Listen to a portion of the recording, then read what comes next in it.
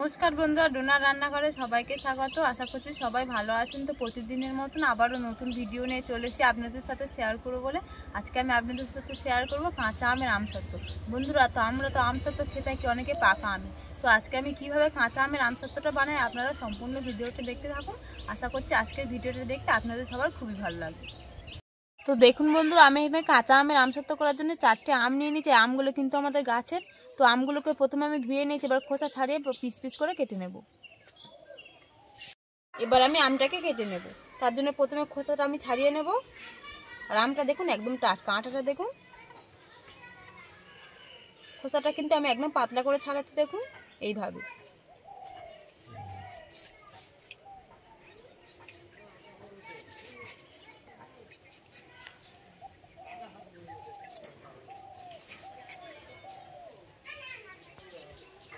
তো দেখুন খোসাটা আমি পুরোপুরি ছাড়িয়ে দিয়েছি পাতলা করে। এবার আমি কেটে নেব।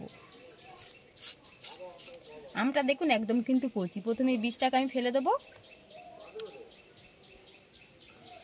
আর এই যে দেখুন এই শক্ত অংশটাকে আমি কিন্তু পুরোপুরি বাদ দিয়ে দেবো। এই দেখুন ছোট ছোট করে কেটে নেব।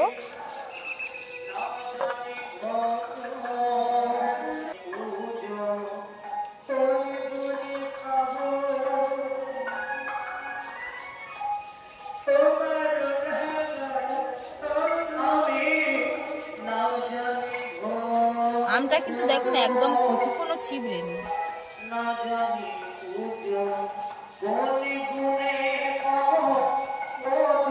বাকি আমগুলো এবার আমি একই রকম করে কেটে নেব।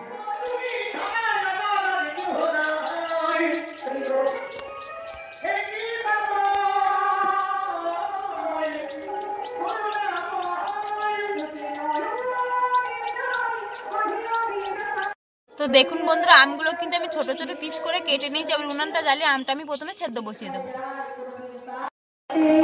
আমটা সেদ্ধ করার জন্য উনানটা জ্বালিয়ে দিচ্ছি। এবার কড়ার মধ্যে জল দিয়ে দিচ্ছি। এবার আমি জল দিয়ে দিচ্ছি কড়ার মধ্যে।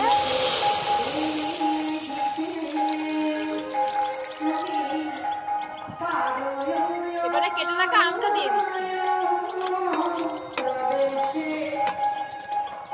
এবার চাপা দিয়ে 10 মিনিটের মতন আমি সেদ্ধ করে নেব।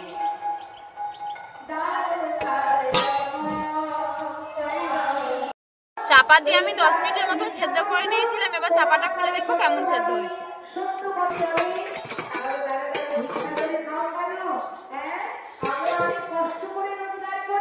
দেখুন একদম সেদ্ধ হয়ে গিয়েছে কিন্তু। এবার আমি আমটা একটু কেটে দেব। একদম সেদ্ধ হয়ে গেছে দেখুন। সুশীলা বলে উঠলেন, দেখো ঠিকই বলেছ শোনা, আমার স্বামী যখন সত্যবাদী। দেখুন আমটা কিন্তু পুরোপুরি আমি ঘেটে নিয়েছি। আর আমের যে ছিবড়েগুলো দেখুন, এটাকে আমি ছেঁকে নেবো যাতে আমের পাল্পটা বেরিয়ে আসে।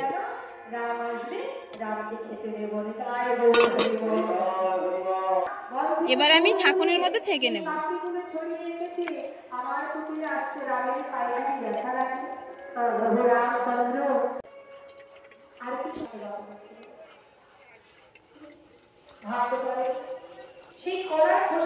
দেখুন আমি আমটা ছেঁকে নিয়েছি। আর দেখুন কতটা ছিবড়ে বেরিয়েছে আর কতটা পাল্প বেরিয়েছে দেখুন। এবার এই ছিবড়েগুলো আমি ফেলে দেব। দেখুন আমের পাল্পটা আমি বের করে নিয়েছি। এবার কড়ার মধ্যে দিয়ে দেবো।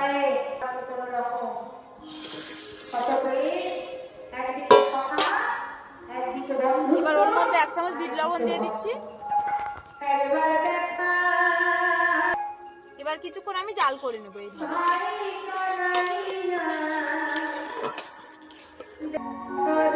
দেখুন বিট লবণটা দিয়ে কিছুক্ষণ জাল করে নিচ্ছি। এবার ওর মধ্যে চিনি দিয়ে দিচ্ছি। এবার এইভাবে জাল দিয়ে আমি আরো ঘন করে নেব।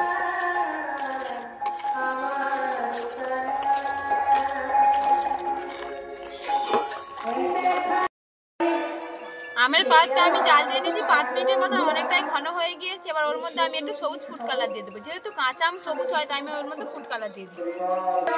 আমি এখানে ফুড কালার দিচ্ছি, আপনারা চাইলে নাও দিতে পারেন। দেখুন আমের পাল্পটা কত সুন্দর ঘন হয়ে গিয়েছে। এবার এর মধ্যে আমি একটু ফুড কালার দিয়ে দিচ্ছি।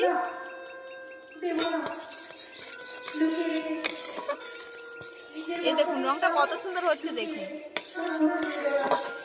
ফুড কালার দিয়ে দিয়েছি, এবার আরো 5 মিনিট জাল দিয়ে আরো আমি ঘন করে নেব।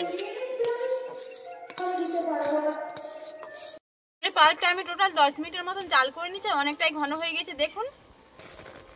দেখুন আমার কিন্তু একদম ঘন হয়ে গিয়েছে। এবার আমি ঢেলে নেব। যে পাত্রে ঢালবো তার মধ্যে একটু সরষের তেল দিয়ে দিচ্ছি, তাহলে তোলার সময় কোনো অসুবিধা হবে না। ভালো করে মিশিয়ে দিচ্ছি।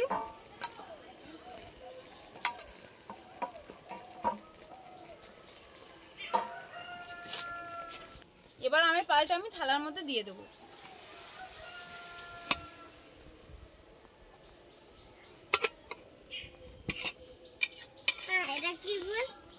তো দেখুন আমের পাল্পটা আমি থালার মধ্যে দিয়ে দিয়েছি। এবার 2-3 দিনের রোদে খুব ভালো করে আমি শুকিয়ে নেব, তারপর আবার আপনাদের সাথে দেখা হচ্ছে।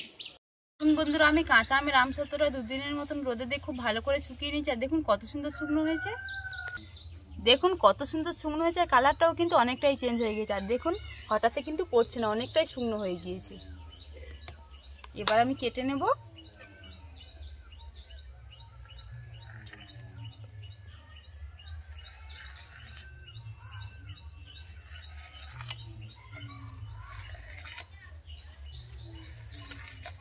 এবার আমি রোলের মতন তৈরি করে নেব।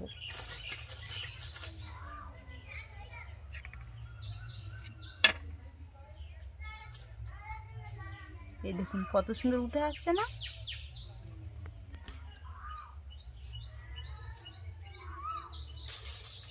এই দেখুন কত সুন্দর দেখতে লাগছে দেখুন। আর দেখুন থালাতে কিন্তু সরষের তেলটা দেওয়ার ফলে খুব সুন্দরভাবে উঠে যাচ্ছে দেখুন, একটুও কিন্তু জড়িয়ে যাচ্ছে না আর আটকাচ্ছে না। দেখুন খুব সুন্দর কিন্তু রোল হয়ে উঠে আসছে। এই দেখুন কত সুন্দর দেখতে লাগছে দেখুন।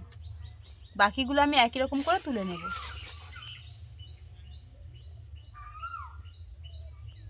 দেখুন বন্ধুরা আমার কিন্তু কাঁচা আমের টক মিষ্টি আমসত্ত্বটা হয়ে গিয়েছে। আর দেখুন কত সুন্দর হয়েছে, এই দেখুন কত সুন্দর হয়েছে শুধু দেখুন।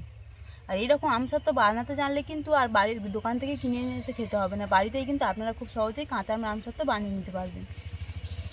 আর ছোটো থেকে বড় কিন্তু সবাই খুব পছন্দ করবে এটা খেতে। এবার আমি একটু খেয়ে দেখবো।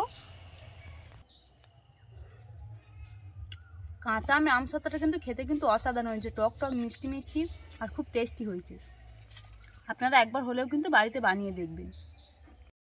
আজকে আমার এই কাঁচা আমের আমসত্ত্বর রেসিপিটা যদি আপনাদের ভালো লেগে থাকে তাহলে ভিডিওতে একটা লাইক করবেন।